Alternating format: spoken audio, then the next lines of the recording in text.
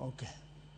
Moko kuom jokanyo e Bunge La Wananchi alwora ma Nyanza okwayo kuku mar duond bura mar ODM mondo luongo romo mar kweyo liet mar siasa makoro nenore e duond burano kaka yo mar tego ODM. Gimedo ni mutni e duond burano nyiso dok chien demokrasia kendo koso luor ne ogai mar ODM Oburo Genga magiwacho ni kod lony mar adiera kod rieko mar telo manyalo tayo duond burano kadhi nyime. Kindeno ne gikwayo jakoma mar duol makelo kanyakla jood bura duto mag ODM makaluo James Nyikal mondo oluong bura mapiyo mar manyo yore mag kelo kwe kindgi motelo ne manyo jokanyo mag ODM mamoko e Kenya.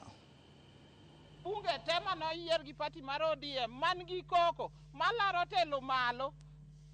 Awinjo ni kingpin onge ka. Gima nitie ka en leadership. Jo piny dwaro services.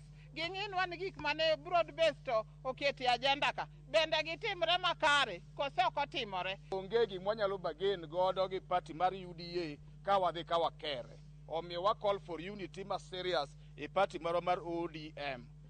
Kaka jo chama mar ODM wanyalo kwayo wan kaka Bunge La Wananchi ni en high time jotelo weduokore liete.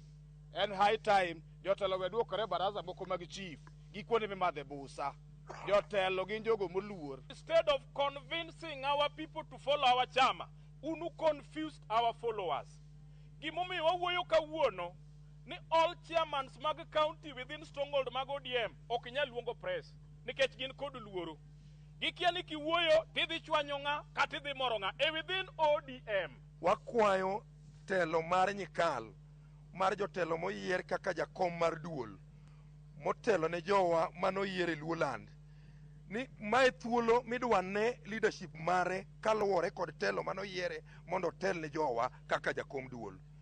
Kendo achaka kwayo jotelo mag kanisni duto te ni mae thuolo ma wadwa neno go tendgi kaka jokanisa ni bende gineno kapo ni koko nitie to gin ang'o ma ginyalo timo mondo kwe obede e wach mar telo mar party mar ODM moluor odungi randa.